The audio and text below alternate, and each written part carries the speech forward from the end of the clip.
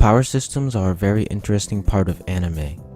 While making one from scratch takes a lot of creativity, making a power system that stems from real-life concepts might take even more work, and when it works, the payoff is much greater than one created from scratch. Avatar, A Certain Magical Index, FMA, and JoJo's Bizarre Adventure all have these types of power systems. Avatar's power system is bending. Bending is actually based on the mixture of two real-world concepts. One is the 4 Greek elements, and the other is real-world martial arts. Each element is given a specific martial arts style to complement it. Airbending is based on Bagwazang. This fighting style complements the element of air through its movements. Bagwazang has evasive and smooth maneuvers that put focus on being untouchable, like air. Waterbending is based on Tai Chi. This martial arts style replicates the feeling of flowing water with its slow and elegant movements, making it a perfect match for its element. Earthbending is based on Hungar. With its heavily rooted stances, it imitates the image of a rock or a mountain, fitting its element. And finally, firebending is based on Northern Shaolin Kung Fu. This fighting style complements fire by being aggressive and explosive. Each element is manipulated through martial art movement and maneuvers. So by having the fighting styles match the elements, it allows for an interesting form of superpowered martial arts as a power system, and for a unique connection between the manipulation of elements and the element itself. A Certain Magical Index has 2 power systems, Esper powers, which are based on real and theoretical science, and magic, which is based on real-world religions. On the Esper side, every single ability is scientific and complex, originating from something called personal reality. This concept itself is filled with science. With a combination of quantum theory, uncertainty principle, Schrodinger's cat, and holism, Espers are able to create changes in the macroscopic world to create a microscopic effect, which is their powers. Each ability requires a lot of calculation in order to use. There are basic supernatural abilities such as electric manipulation and teleportation, but even those have their own unique nuances to them. For example, electricity manipulation has an ability based on the railgun. In real life, a railgun is based on 2 currents going the opposite direction with a projectile in between that acts as a bridge. The railgun technique in the anime and light novels is used by flicking a coin, but to activate it, all of the real-world concepts that make the railgun work are necessary, such as the currents I previously mentioned, positive and negative sides, Lorentz force, and Fleming's left-hand rule. This electric manipulation is also pushed to its scientific limits, with techniques such as manipulating and vibrating iron sand, controlling nerves and muscles, using static electricity to create wings and water vapor, and more. A simple ability such as teleportation requires calculation of the 11th dimension. The theory behind teleportation is to get away from the 3 dimensions, find their position in the 11th dimension, and then calculate the vectors to teleport. All of that just to teleport, a concept that seems so simple in normal fantasy or fiction. But then there are more creative abilities such as vector manipulation and particle waveform high-speed cannon. The first allows the user to redirect incoming attacks, fly by controlling the wind, move at superhuman speeds, and more. The second gives the user the ability to force an electron into the state of both a particle and a wave, which creates a beam of light. Magic, on the other hand, is based on ideological premises such as religions, belief systems, mythologies, or even folklore and fairy tales.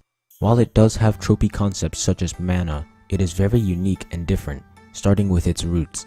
Magic is explained through idol theory, which is the idea that objects or even events contain certain symbolic meanings and powers, and thus it is possible to draw on that power by imitating, altering, or magnifying said object or event. For example, I will use Divine Punishment and Execution of Light. Divine Punishment is a spell that removes the consciousness of anyone who bears ill will to the user. This spell is based on the logic that no one should bear any menace towards God. If so, punishment will apply. The idol theory in this spell is the metal piercings that the user has on their body, along with the hammer that they carry. The metal piercings symbolize the nails that pierced Jesus to the cross, and the hammer symbolizes the hammer that nailed them. This allows her to symbolically mimic Jesus on the cross, allowing her to substitute herself as God, and allowing the spell to work.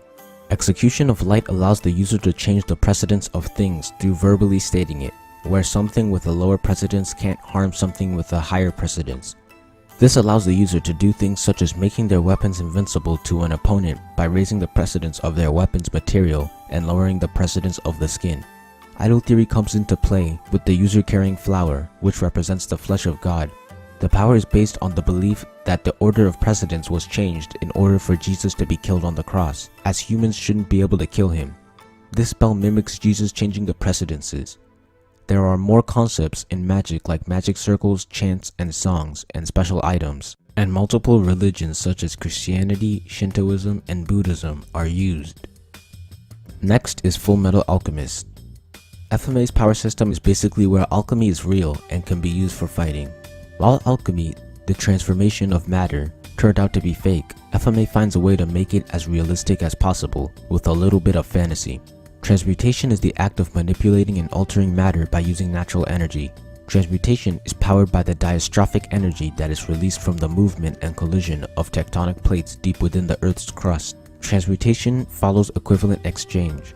In order to obtain or create something of equal value must be lost or destroyed. So the sequence of transmutation is comprehension, destruction, and reconstruction. Knowing the periodic table by heart allows alchemists to know what the object they are breaking down is made of and what they can turn it into. After this, alchemists are able to quickly reform what they've broken down into something that follows the laws of conservation of mass and natural providence.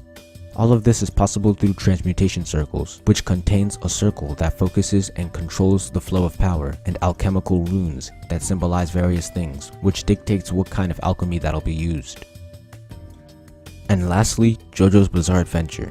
One of JoJo's power systems is the spin. The spin is a state of rotation defined by its closeness to perfection, that perfection being the golden spiral. The golden spiral is a mathematically endless spiral that is derived from the golden rectangle. The spin can only be used through paraphernalia such as steel balls or fingernails. To use the spin, users try to spin objects to follow as best they can the golden rectangle by applying a small force, creating a near-endless rotation that may create an infinite amount of rotational energy, and then throw said object at a target. The spin creates more rotational energy than it takes to create. The rotational energy is then transferred to other objects through vibrations. The spin can create various effects such as enhancing its projectile's destructive power, hardening the object it touches, and more. All of these power systems take researching a specific topic in order to create them, and it requires a lot of accuracy, precision, and creativity to pull off well. So when they are done successfully, it usually turns out to be a lot cooler than one created from scratch. Follow me on social media, like, comment, share, and subscribe. Thank you for watching.